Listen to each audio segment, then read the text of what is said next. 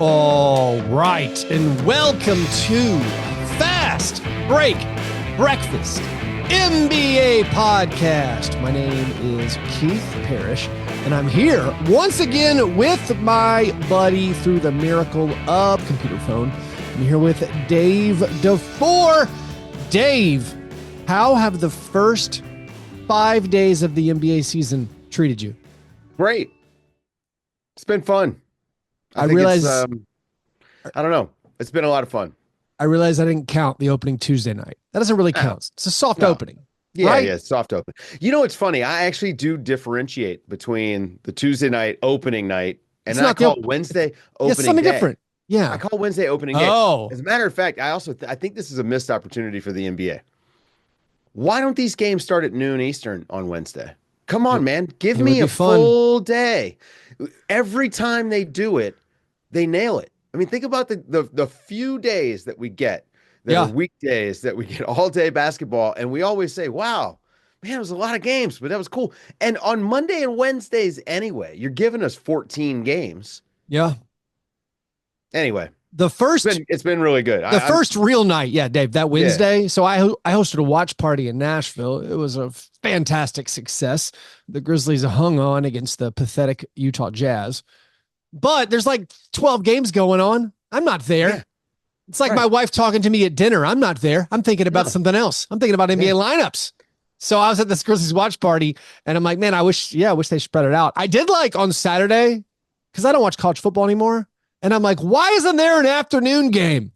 And then it turns out there was a game at 4, Clippers Nuggets. And I was like, yes, thank you.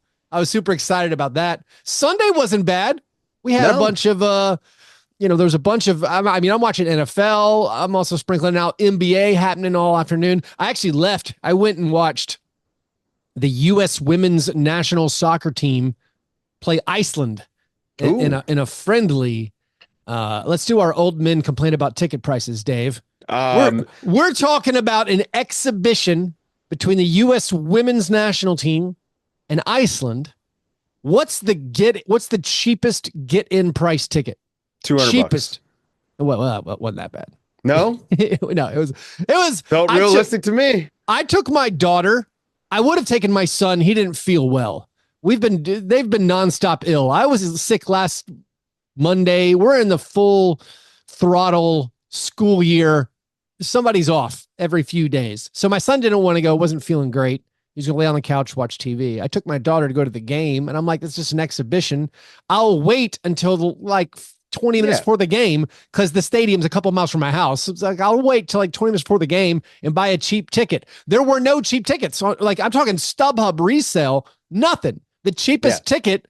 And it felt like a conspiracy. I mean, no one's reselling their ticket for less than face value. This is not a full event. This is not a sold out event. Oh, well, everything is okay. Keith, come on. I mean, Ticketmaster's you go to stuff. I don't even go to stuff, and I know right. everything's a scam. Yeah. I mean, so, I guess Ticketmaster's I assume they would not let you list it for less than. It was weird. But anyways, it was $55 a ticket, just again, walk-in prices. That's crazy. Yeah, so it was it was $118 with the final $4 service extra tax that was packed on. And then I bought my daughter, because it's at dinner time. So I'm like, well, I'll give her a big pretzel. The cheapest thing you can do, a pretzel and a water. So it's this is $135. Just take my daughter to see a soccer game. And I'm like, what? Part of me, I'm like, well, I guess I'm supporting this thing that's good. Where it's that's what I try to tell myself. I'm supporting. Are we already supporting soccer? But I'm also just man, other people can't do this. People don't have this much money. This should be a lower tier of entry. Anyways, all I had to say, Dave, very busy Sunday afternoon. I actually missed some of the fun on Sunday. Games were really good Sunday. Here's a question for the games on Sunday, Dave. Who's the oldest player in the NBA? LeBron. Dave? No, LeBron. False. Mike Conley and Joe Ingles are 1,000 years old. They're the oldest people I've ever seen. They're old. However, I meant to say on Sunday I missed their stats were better. So like maybe they play. I didn't see the Timberwolves game from Sunday. But anyways, we got a lot to get to, of course, as we talk about all of the basketball over the last 5 to 6 days. Before we get there, of course, we need to start with our breakfasts. Dave, are you still eating pumpkin oatmeal every morning? Yeah, I haven't had it yet. I had a banana. You know, Let's so just say now, banana. I mean, now I'm on the daily thing, so daily show. So like, I was up late last night recording. So, yeah, I didn't cook the oatmeal before we recorded. So, My Dave, dog did get his oatmeal this morning though, oh, because dog I had oatmeal. some set Nice. aside from yesterday. So, Dave, you're now, of course, in the regular season, you're doing your athletic daily NBA show. So I have to Yeah. ask you, what's your favorite breakfast themed NBA podcast? Is it the new Well, athletic Fast show Break or is it Breakfast Fast is Break the Breakfast? only NBA themed Okay. NBA podcast. Yeah. The new art for the Athletics daily NBA show is breakfast themed. It is breakfast I themed art. It's good. appreciate an Yeah. homage. Yeah. Okay.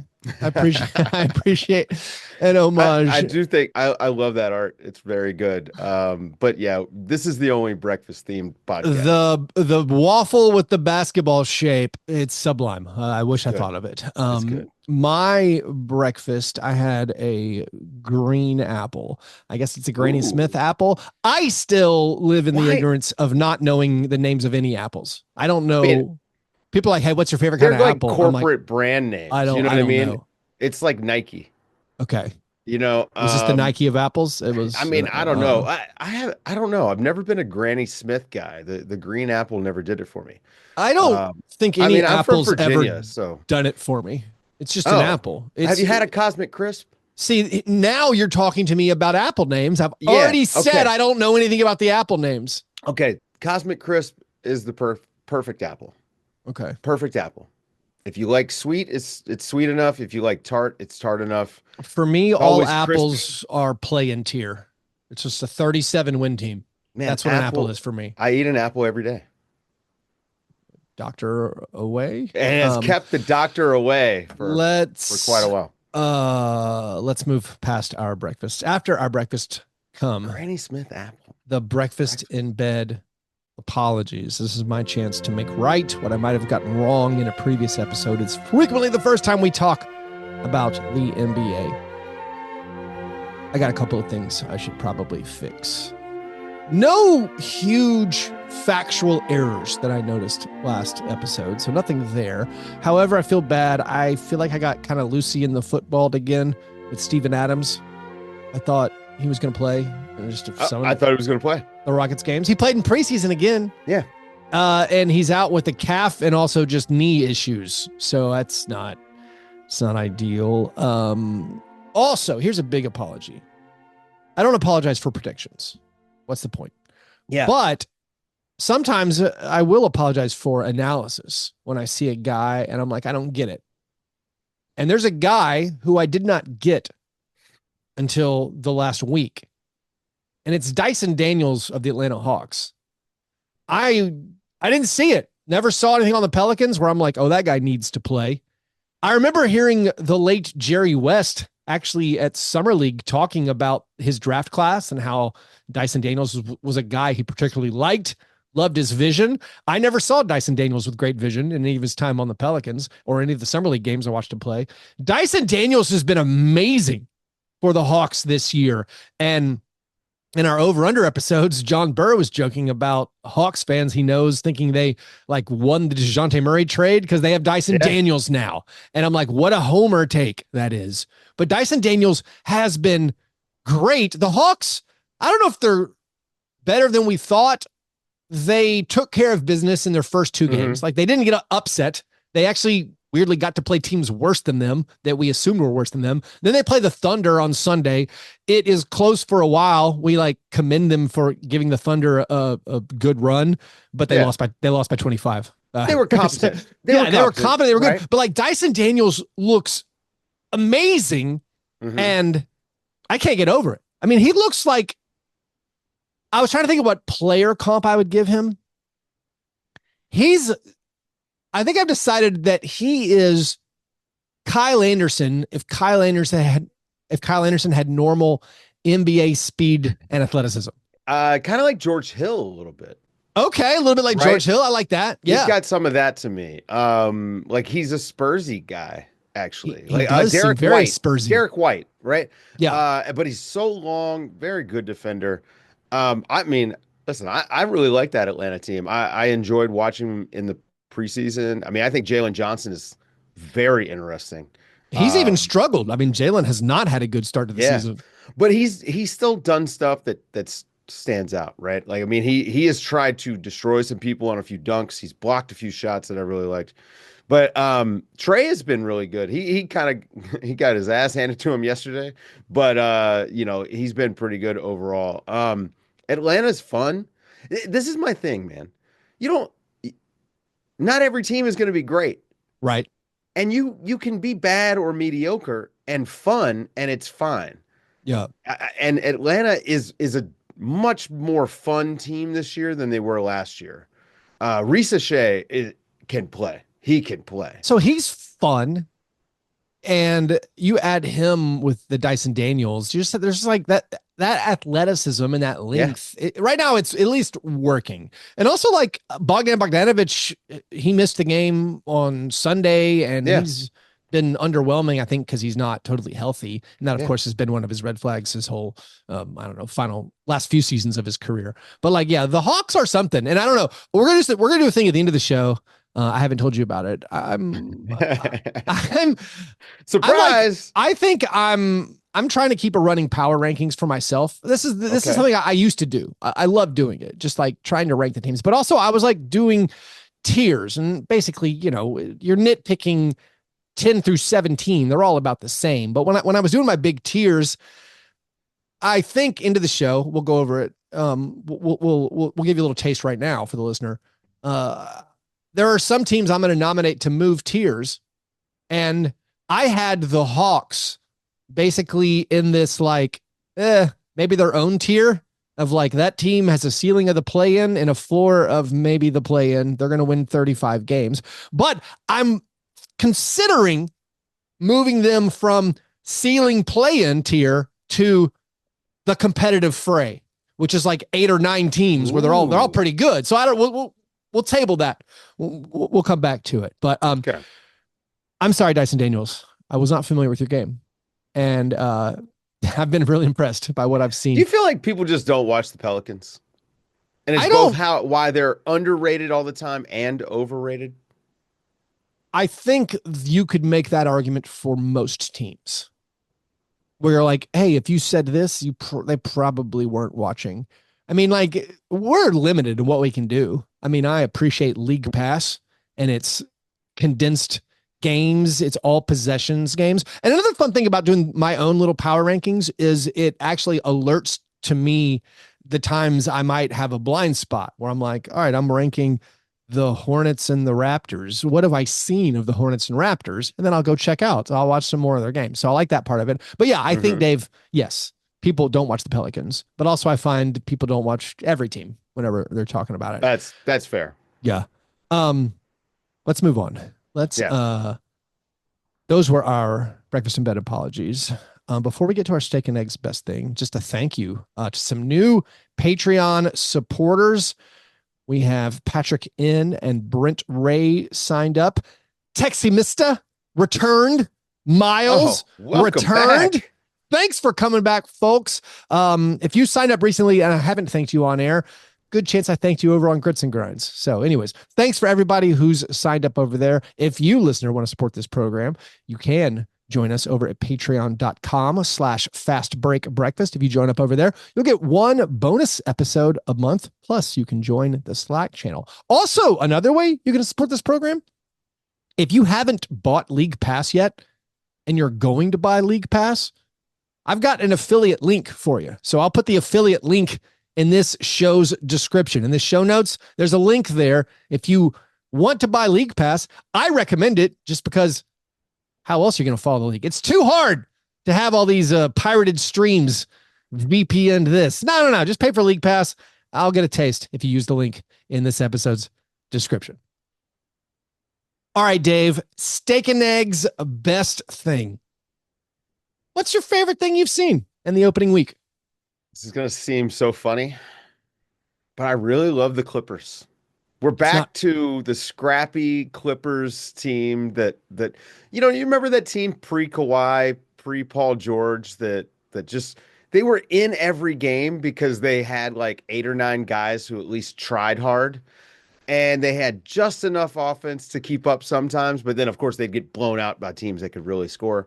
I think we're back to that, but instead of not being able to score, they've got James Harden and Zubac out there just dominating in pick and roll. Norm Powell is super cool. They're playing like really good defense. Chris Dunn has been amazing, and I can't Yeah. tell you if he scored a point. Chris Like I Dunn. can't remember him scoring a bucket, but I've been watching Chris Dunn intently. I know he hit at least one corner three against the Yeah. Nuggets. I mean, he's scored. Chris What I Dunn mean is is a I've just been guy. watching him play He's that defense. genre of player I just adore, who Yeah. is just a steals and blocks and keeps the ball moving, a connective piece. Yeah, the Clippers, they are the grit and grind Clippers. They absolutely have a personality and an identity already. They were focusing on Zubac's postseason where he averaged like 16 or 17 points per game. And they came into this year being like, all right, no Paul George. Kawhi Leonard's on the shelf. Let's let this guy eat. Number one And option. he right now is averaging 23 points per game, a Sabonis-esque 14 rebounds per game, plus a Sabonis-esque 4 assists per game. Zubac is doing it all.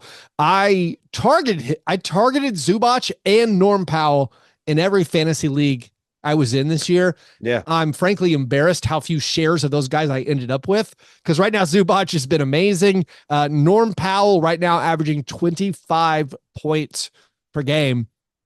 And yeah, like, I mean, the Clippers are tough. The LA teams are tough. The Lakers have gotten off to an amazing start. Lakers have been fun to watch too. Anthony man. Davis. LeBron's Who's your crazy. first team all NBA center? Is it Anthony Davis or Zubac? Oh, good. We can put them both on there. We don't have to do positions anymore. No, the Lakers have been great. But yeah, the Clippers absolutely have been tough. I didn't expect a ton from them. I mean, I figured they could be reminiscent of like, you talk about those like 40-win teams like that early Kenny Atkinson, the Doc team. Rivers coached Magic team back in the day. That was like Daryl Armstrong and Bo Outlaw. I think Doc Rivers won Coach of the Year for like winning 40 games. And like Ty Lue right now, I mean, it's just 3 games, but for the Clippers to win 2 of them against relatively tough opponents has been they impressive. beat Jokic. Jokic scored 41 in that game, and I mean they beat Jokic. And then the Warriors. Look, if Steph Curry gets hurt in that game, and I think the Warriors likely come back. I mean, he was actually having a really good game. So who knows what happens if Steph doesn't get hurt? But still, like you got to win what's in front of you. Dave, how is your best thing not Kevon Looney reborn? I mean, he looks so good, Looney was a monster. He looks so good. I lost one of my fantasy matchups in our 30-team dynasty league. I thought it was over. Meanwhile, Looney puts up 10 points and 3 steals. I end up tying the steal category, lose points by 1. Looney was a monster. It's amazing what a difference to your life it can make to just be skinny. I mean, he just got skinny. He was guarding James Harden. Good. Yeah. Well, now, see, this is the thing about Looney. When Looney's healthy, he's able to do that. He can guard James Harden, and actually he's one of the best at it. And then he can guard Nikola Jokic. Now, I'm worried now he might be too skinny for Jokic. We'll find out, but the Warriors, they might have to put him back in the starting lineup. But the Warriors are running a 12-man rotation or 12-man lineup, which is just sort of madness. It was working for them until they ran into Zubac. The Warriors have gotten off to a good start with the 2 blowout wins in their first 2 games. I'm still a big believer in the Warriors. Of course, the Steph Curry ankle injury news, we don't know yet the severity of that. He was supposed to have an MRI, and so hopefully he's okay. But yeah, I'm into the Warriors. But you're right, the Clippers are cool. Them beating the Nuggets, that might be a foreshadow to my cream of wheat worst thing. But my best thing, Dave. I mean, there's been a lot of great basketball. A lot of teams playing really, really well. The Thunder are amazing. The Cavaliers taking care of business. The Thunder are frightening. But my best thing goes to the rules and officiating, as it sometimes does. So we have this new rule where they changed the rules when you replay out of bounds calls. If you can challenge an out of bounds call, they can now award the ball to the proper team if there was an uncalled foul. If so-and-so hits so-and-so's arm and that makes the ball goes out of bounds, all right, they can now call a foul on the first so-and-so in my very well enunciated and spelled out example. However, with any rule change, there are always unintended consequences. And we weren't sure exactly what the unintended consequences were. We figured this is plainly good for end of games situations when like, hey, that Kyrie Irving smacked that guy. That's why the ball went out of bounds. Right. But here's the unintended consequence. And I like it. It's my best thing. So I saw this in the Rockets Grizzlies game. It happened in another, maybe a Knicks game. I can't remember. But like now you're seeing it where someone challenges the out of bounds call, but then the refs are like, oh, that's a foul on this person. In one game, it worked out the way the team wanted it to. In the Rockets game, it ended up being a foul on their guy. Yeah. So the ball was out of bounds. They're like, hey, the Grizzlies guy knocked it out of bounds, and they challenged it. And the refs were like, guess what? Your guy fouled him. So the Rockets lost the challenge because the call stayed the same, Grizzlies ball. They lost the challenge, but also picked up a foul on their player. So now, wait a second. It's a successful challenge. Nope, didn't change the call. The dumbest situation we have in the NBA right now is if you challenge a 3-shot shooting foul on your player and they decide the foul was before the shot, you lost the challenge because it's still a foul on your player, but you kept the other team from getting 3 free throws. So that part's pretty dumb.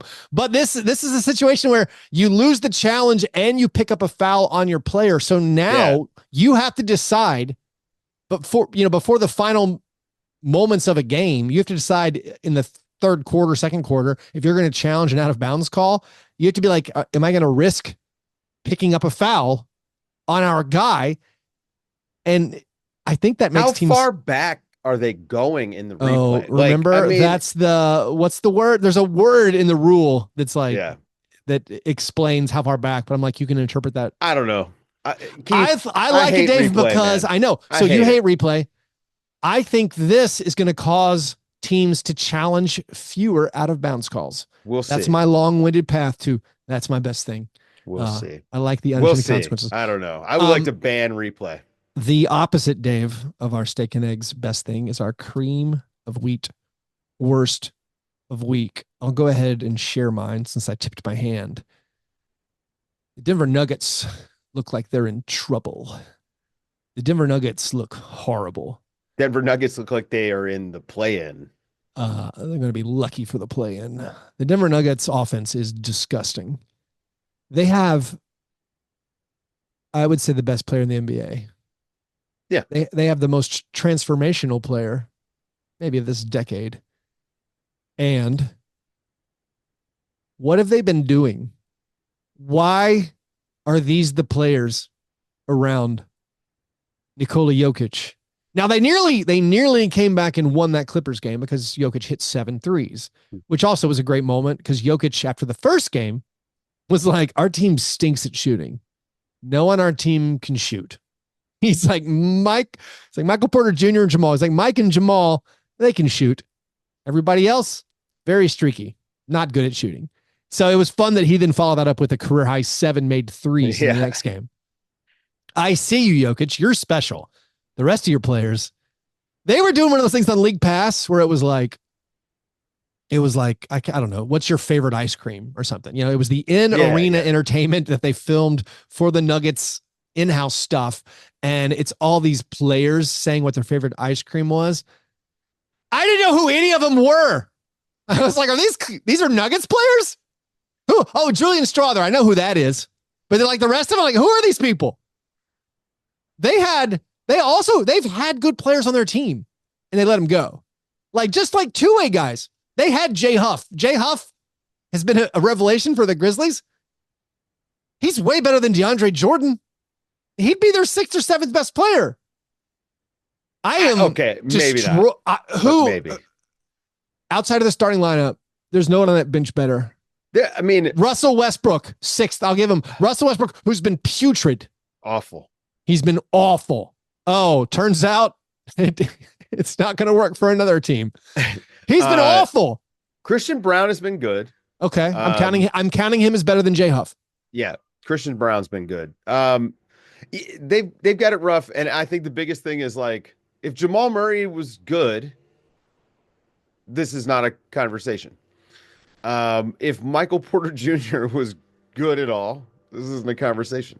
Yeah, we can talk about the bench all day, and I'm probably going to be talking about the bench most of the season, but those guys stink. Jamal Murray has just stunk the place up for a while now, and Michael Porter Jr. like followed up last year's weird season and has come out like incredibly low energy. Yeah, to start. So I just don't think it's get because he's tired, Dave. I think he's exhausted. The Nuggets are just outside of Jokic. The Nuggets are just tired. So like is what it seems like. We already spent a lot of energy on this show over the past couple months being like, why did they sign Dario Saric and give him a player option? Like, what was the point of that? And that was their only non-minimum signing. And like, I watched the Nuggets game. So when I say I didn't know who the players were, I want to give specific examples. I want to throw some names out. Like, I watched Nuggets games. They're probably my second favorite team for the past 5 years. There was a Spencer Jones. There was a PJ Hall. There was a Trey Alexander. And I'm like, I don't know these people. I don't know who they are. And then the guys you've heard of where it's like Zeke Naji. What a disaster. That's a guy making not a minimum. You paid him. Peyton Watson. All right. He's got some upside, but he's not good. Can't score at all. And then it's just like you're hoping Julian Strother and Jalen Pickett do things. And it's like, this is not an NBA team. And then last year, I mean, some of the blame goes to Michael Malone, I think, for not getting these guys in the game. Sure. You see other NBA teams, they play their young guys. Be fair, though, be fair, they were, defending champs. No, they won. He's out here having to worry about. They won 57 games last year, so it worked, but they didn't invest. Having to worry about young guys. How do I develop? Look, man, the 2 timelines thing, right? Like, with the Warriors, that was a disaster, and this is not that. These guys were, I don't know, 18th pick. 20th some odd pick, you know what I mean? Like these are not like high level players that they had access to. And I would still say like the jury's out on whether these guys are going to be rotation guys or not. Christian Braun is a young guy, that they've developed and we've seen improve. So the truth is, man, it's hard to win games and develop talent. And the few teams that pull it off, that's when they get the sustained success. But you also have to start with a pretty high floor of talent coming out of your development system. If you can sneak a lottery pick in there, it certainly helps extend that timeline a little bit, unless it's the Warriors, in which case it's not the lottery guys that are really doing all the work for them.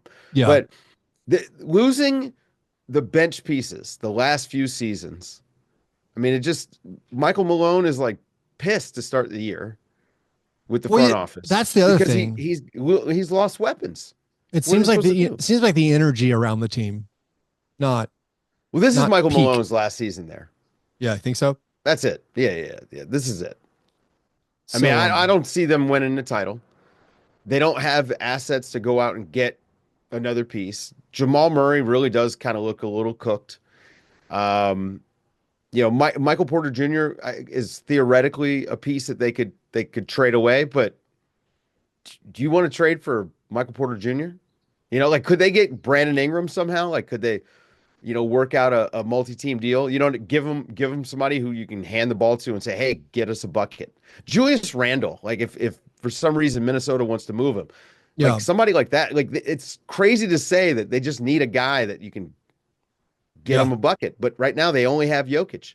I keep thinking about Russell Westbrook, and everybody is saying the Nuggets wanted someone to push the pace and be aggressive and all these things off the bench, a slasher and all. Well, Markelle Fultz is sitting out there not doing anything, and he's a much better defender. I think Markelle Fultz could slide into that Christian Braun slot in the starting lineup some nights. Like, I'm just confused as to why they didn't maximize the roster spots for the talent that was available on the market. and you wound up with Russell Westbrook and Dario Saric. I also don't understand. Yeah, the Westbrook and Saric, where it's like, you think the inherent advantage in free agency when you have a superstar like Jokic is other players would want to play with him.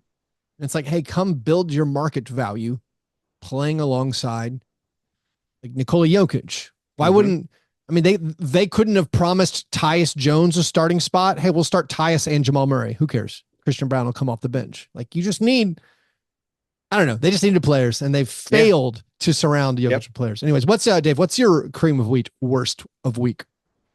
Well, similar situation. How about the Milwaukee Bucks? The Doc Rivers saga has sort of been a disaster for them. They've been worse with Doc than they were with Adrian Griffin. Damian Lillard, Keith, have you seen him play defense at all this season? No. I think there was a play. There's a reason. I think there was a play in 2019. I saw him do a play. I meant this season, but this season because he has not played any. As a matter of fact, the only people playing defense on the Bucks right now are Giannis and Brook Lopez. That's not sustainable. You had Giannis guarding point of attack defense in the fourth quarter the other day, trying to will them to a win over the Brooklyn Nets.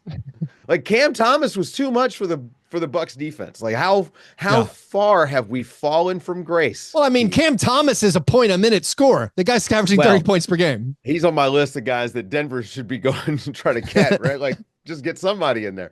But yeah, the Milwaukee Bucks are a disaster right now. You want to talk about a team that looks like a play-in team, man. And you've got, these are two of the three best players in the world we're talking about with Jokic and Giannis. And part of this is kind of cool because the parity that we have in the league means you actually have to have a full roster, and you've got to have two. You can't just do the offensive gimmick guys anymore. The Damian Lillards are less effective because they don't guard their position. And I welcome that. I think this is where we want to be as fans of a sports league. I don't want to know that a guy can trick his way into 40 points and that makes him, without doing anything on the other end, and that makes him a more effective player. I like that these guys can't hide anymore. So as it might be my best thing that the Bucks are getting cooked because it means that we're in a good spot for me. But man, they are bad. I was down on the Bucks coming into the year. I think their over under was 50.5. I was like, oh, I don't see that happening. They of course can still turn it around. They're still waiting on Chris Middleton. Ankle surgery. Double ankle surgery. Right? Still waiting on Chris Middleton. They beat the shorthanded Sixers in their opening game, and they've lost by double digits to the Bulls and the Nets, which is eye-opening. Not great. This week, Dave, they play tonight. They play at the Celtics. They play at the Grizzlies. Then they have back-to-back. And the Celtics back-to-back from last night, right? So Doc kind of pulled the plug early on Sunday. Maybe with an eye. Yeah, but they're going to get boat raced. Keith, come on, man. They have no shooting. I mean, the Celtics only played. So the Celtics had a close game against the Pistons. Shout out Pistons. You're 0-3, but we see you. You're playing hard. So maybe the Celtics aren't going to play all their guys in this back-to-back. I don't know. Well, it's not back-to-back for the Celtics. Oh, that was Saturday. Back for the Bucks. Yeah, so I'm that's too bad for the too bad for the Bucks. Yeah, so it's awful scheduling, by the way. At Celtics, at Grizzlies, and then they have 2 games against the Cavaliers.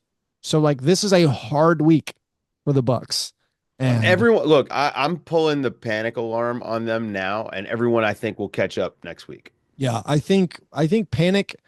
I would say we're at a full panic meter for the Bucks, and we're at a full panic meter for the Nuggets. Those are teams. They were 30-13 when they fired Adrian Griffin last year. Yeah, it's amazing.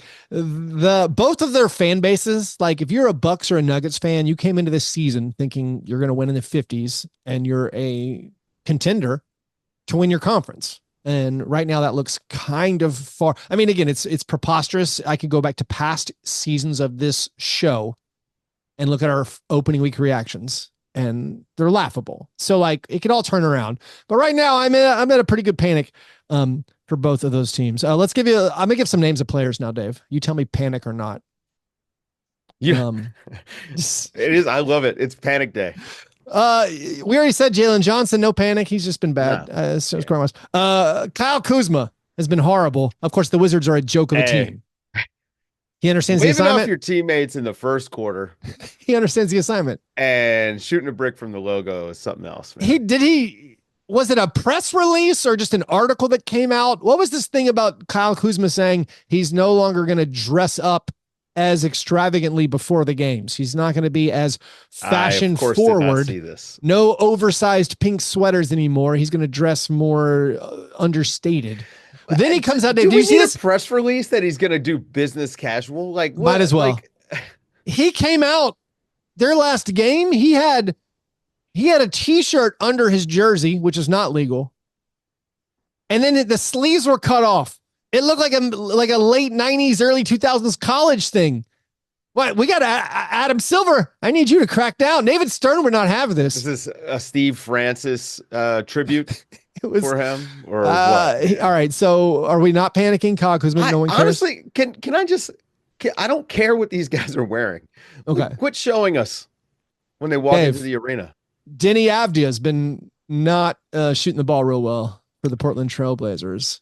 Yeah. Trailblazers, hey, good blowout victory. They took the Pelicans to the wire. This was a baseball 2-game series. They took the Pelicans to the wire. Brandon Ingram got the game winner. The following game, Trailblazers smashed them. But Denny Avdia not really shooting the ball very well yet in his new.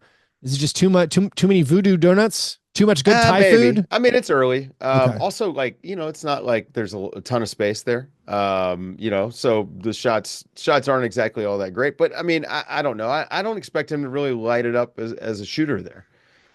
He's been interesting for them, like cutting. Scoot has also seen some stuff from Scoot.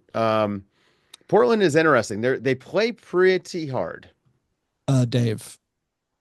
What about your guy, Tobias Harris and the Pistons? Tobias Harris so far this season is 33% from the field. Of course, the Pistons are winless and their schedule doesn't let up. How are we feeling about our Pistons and your guy, Tobias Harris? Well, I think it's a long season. Okay, now we're talking. Tobias Harris, right? Like this man is a veteran. You don't just, if he was a young guy, you'd say, oh, he's getting off to a rocky start.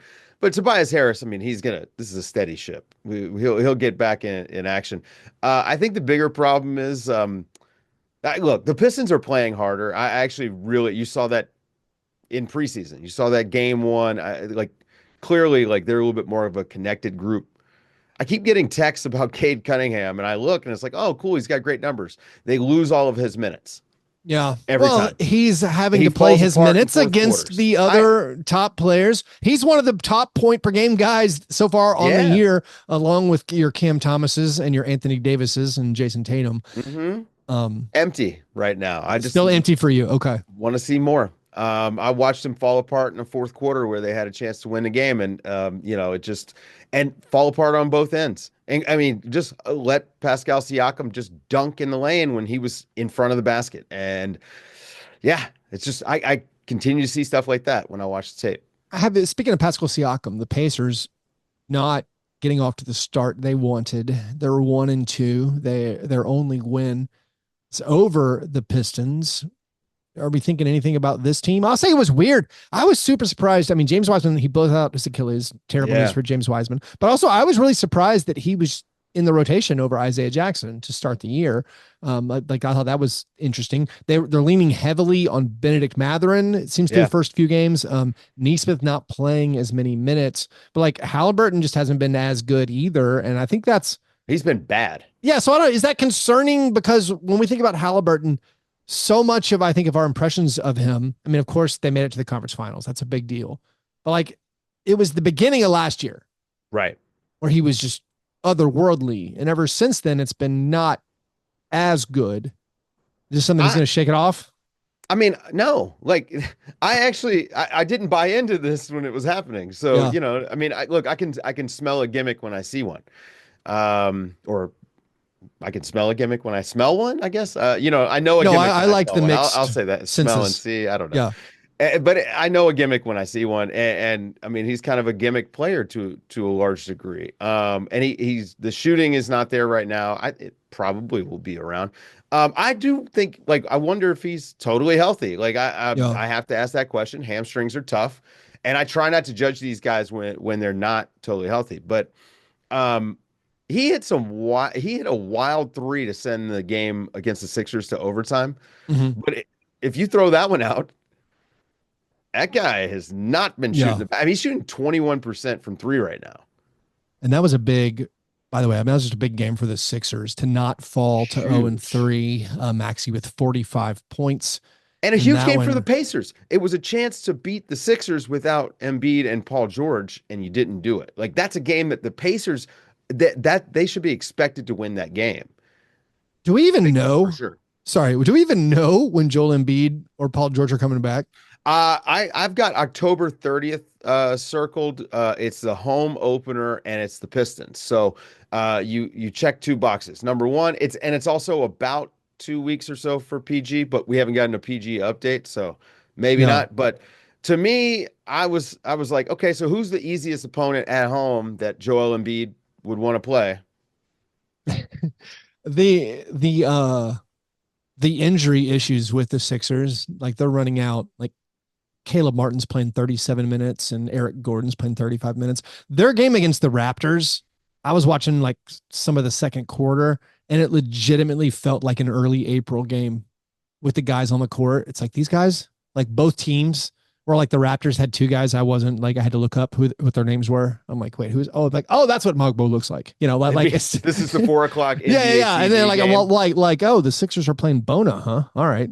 And so like I couldn't believe we're on game two, and I'm like this is who we're trotting out. Um, New topic, Dave. Are there any? Is there anyone that's caught your eye that you were not maybe anticipating? I'll start as you give you a chance to maybe think of somebody. I knew this player.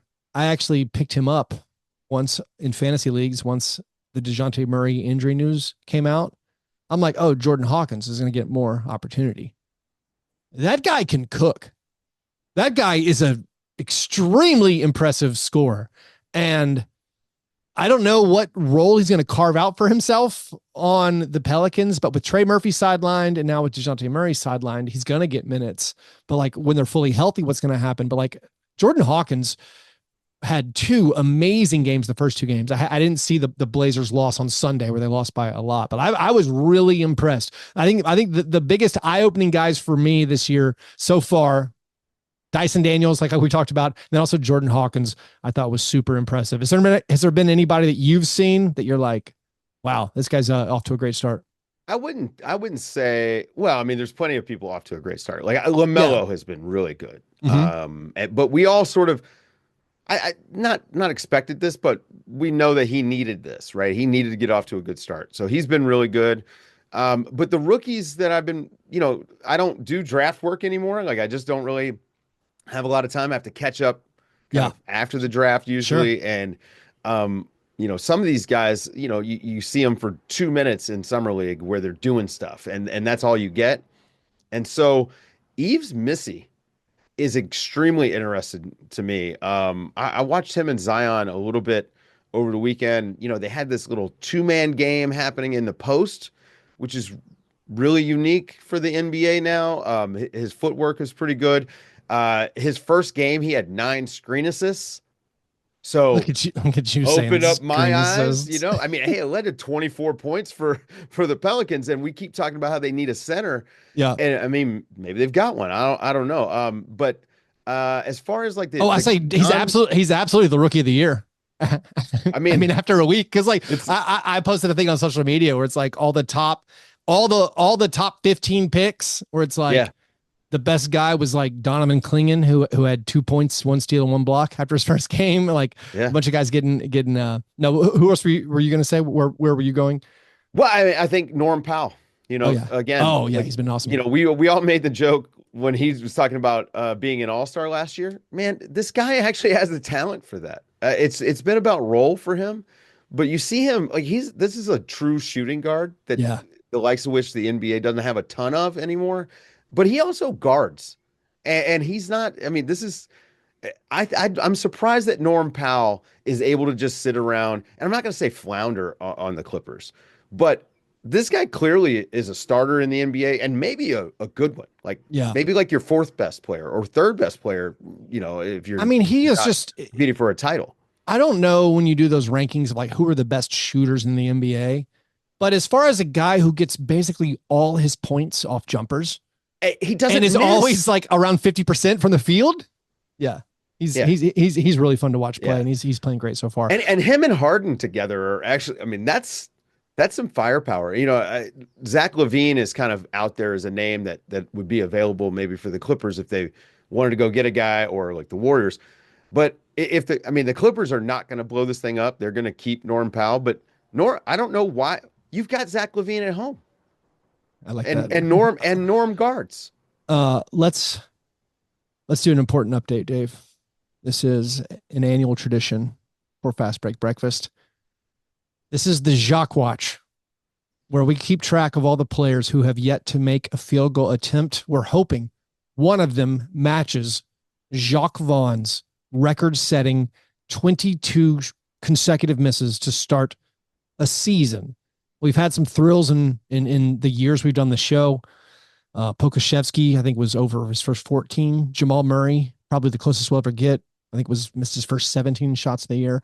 Right now, the Jacque Watch is in its infancy on the season. The only real person we have to mention today is Antonio Reeves of the Pelicans. He's 0 for 6 so far from the field. The next best / worst is Jordan Walsh, 0 for 4. Now, we're not going to lose hope, Dave, because it's a long season. We're going to keep our eyes on the rookies, as always. I think Jordan Walsh has a shot. He's got a shot. He's got a real shot. Because he does not have a shot. He does not have a shot. He's only really going to shoot threes. Yeah.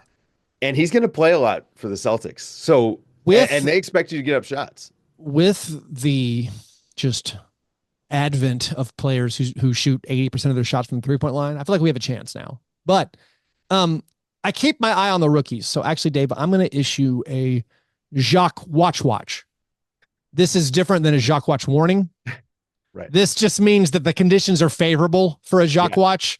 So the Jacque Watch hasn't occurred yet, but let's keep our eyes on the following 3 guys. Bronny James, perhaps you've heard of him. Yeah. He's 0 for 2. 0 for 2 right now. But let's just keep our eyes on him whenever he gets minutes.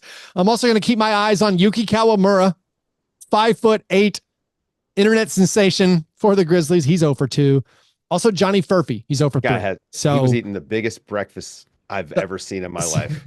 So those are some names to monitor for the upcoming Jacque Watch. And now, Dave, let's actually answer a listener submitted question.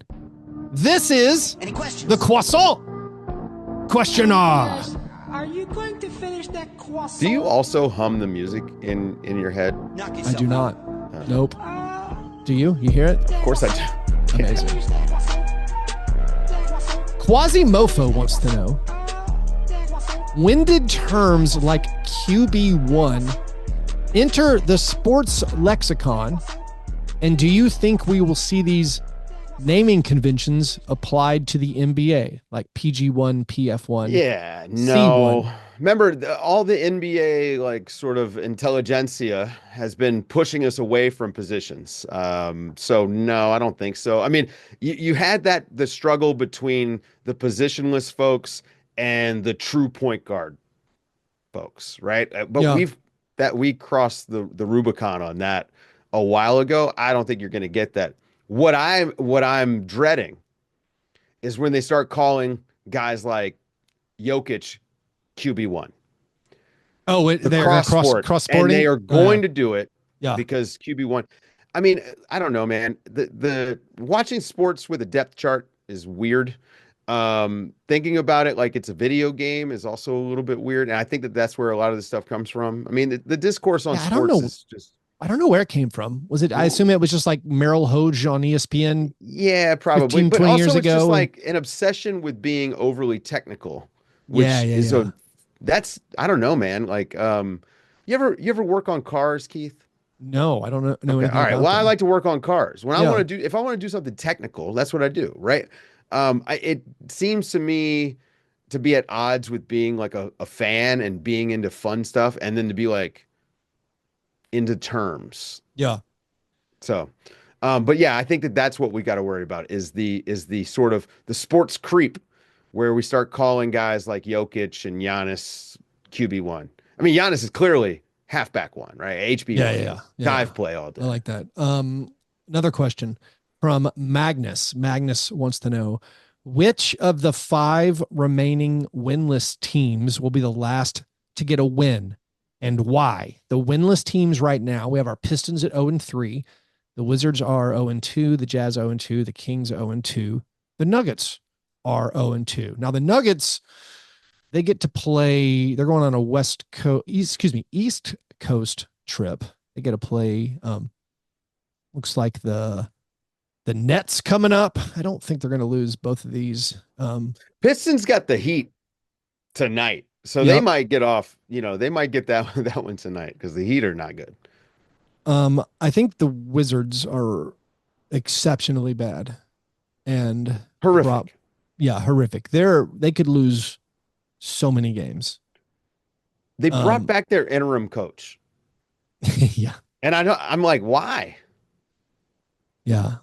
So Nuggets play the Raptors tonight at Raptors, then at Nets. They should win one of those games.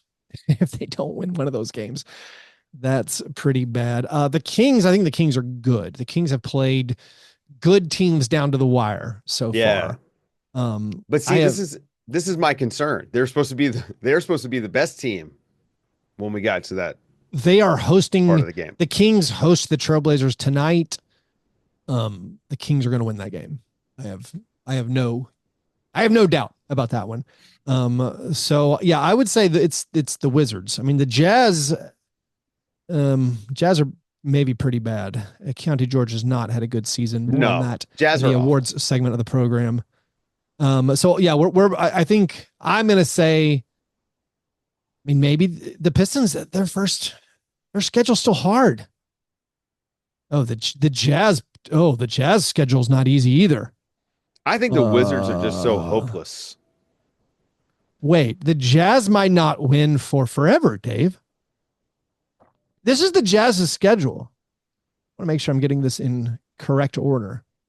So they lost. They lost by 2 to my Grizzlies. They lost by 41 to my Warriors. Then they play the Mavericks, the Kings, the Spurs, the Nuggets, then the Bulls. All right, maybe that's a road game at the Bulls. That should be a winnable one, maybe. Then the Bucks, then the Spurs, then the Suns, then the Mavericks, then the Kings, then the Clippers, then the Lakers, then the Spurs, then the Knicks. How do they play the Spurs so many All of those times? Spurs games Then the are winnable. Spurs. All the Spurs games are winnable. Then the Nuggets, then the Mavericks, and the Lakers. They don't play anybody bad. They play the Trailblazers on December 6th. It might be the Jazz. Maybe. Wow. All right. Good question. Thanks for the question, Magnus. By the way, if you guys out there want your question answered on air, you have to be a Patreon supporter. Join at patreon.com/fastbreak breakfast. All right, Dave, it is now time for the first regular season International Stackhouse of Pancakes Award of the season. I love how International excited. Stackhouse of Pancakes Award.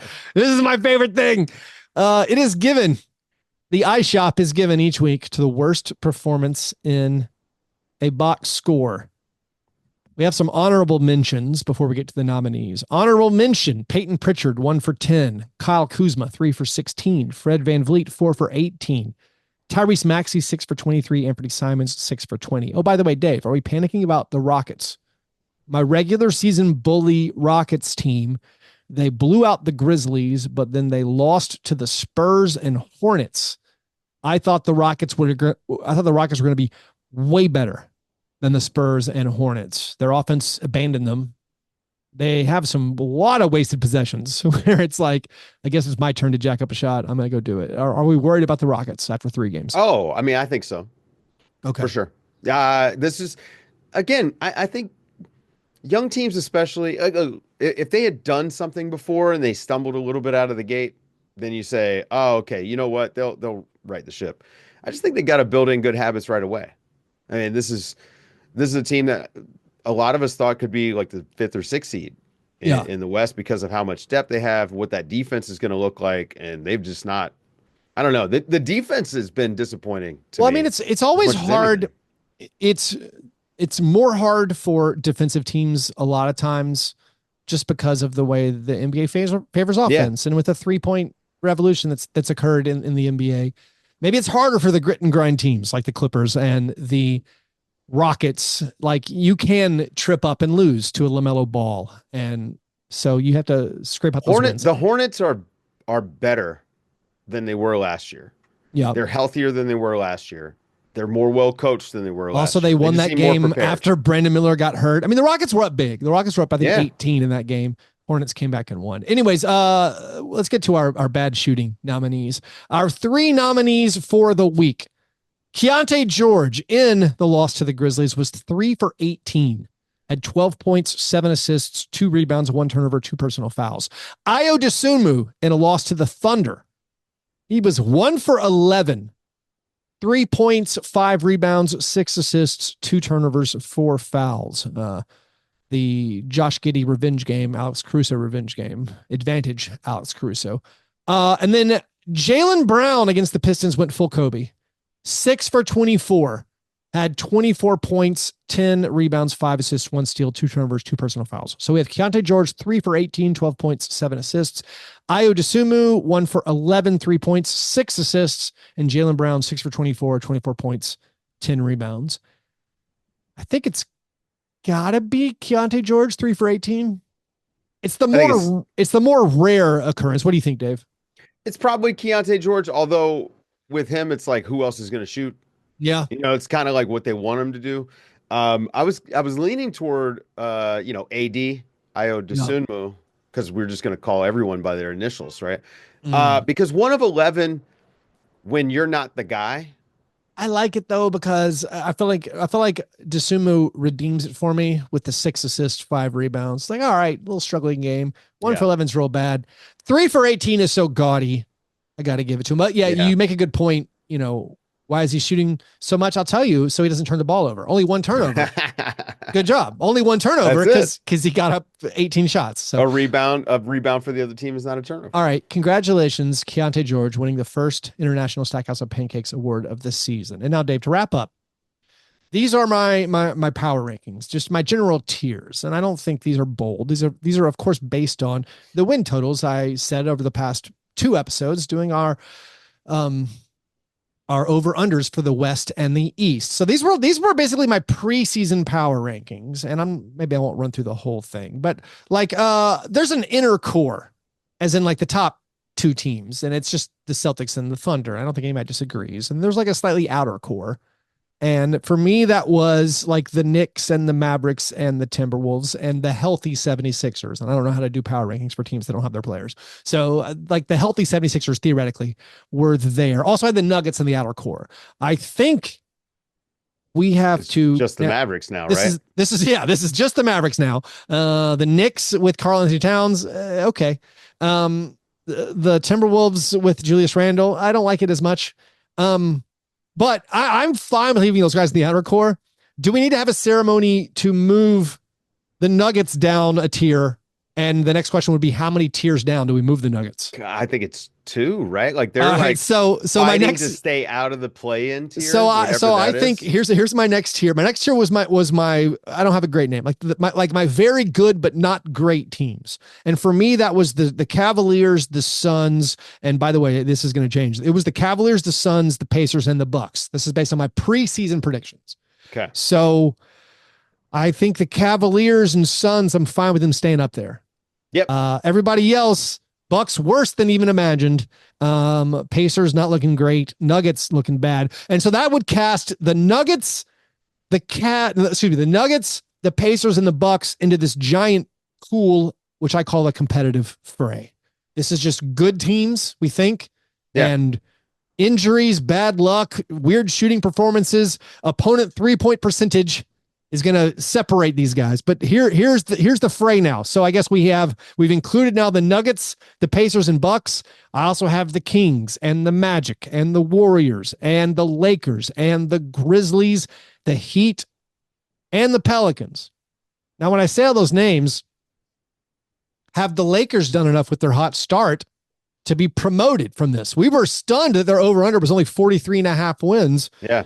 Are we moving? Should the Lakers be nominated to rise up a tier into the same tier as like the Cavs and the Suns of the really good, but maybe not elite?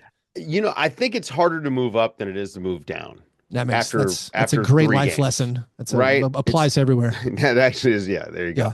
But it's harder to move up than it is to move down. I just need to see a little bit more with the Lakers. I think the start's been incredible. Yeah. They look a lot more organized.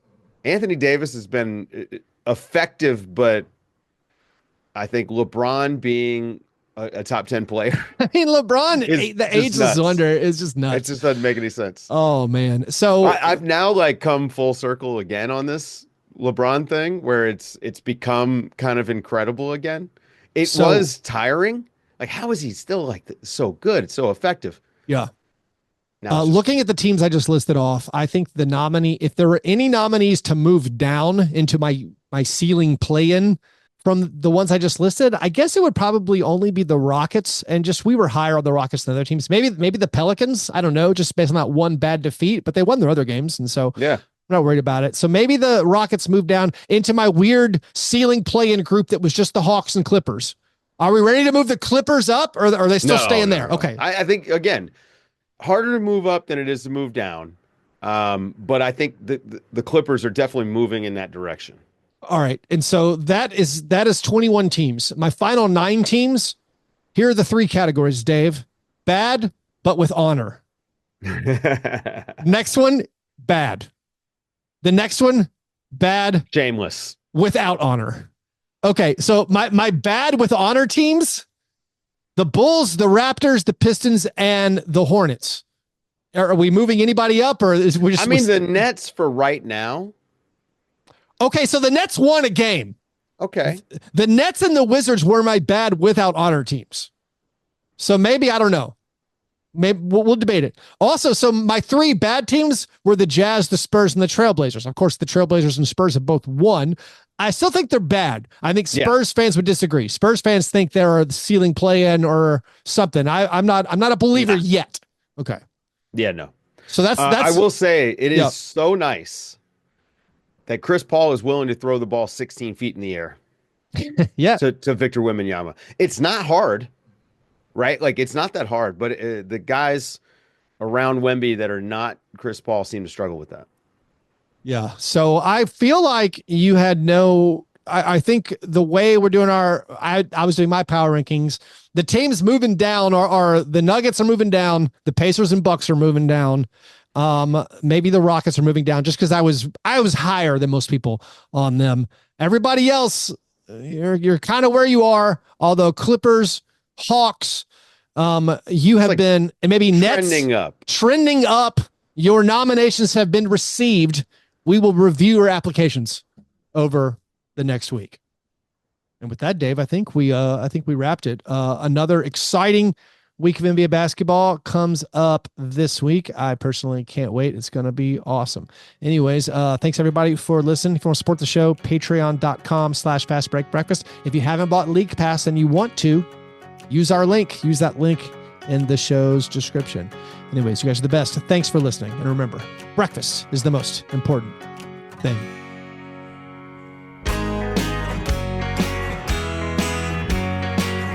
Yeah, never apologize for being G&G. Fastbreak break, man. You understand? I will remember.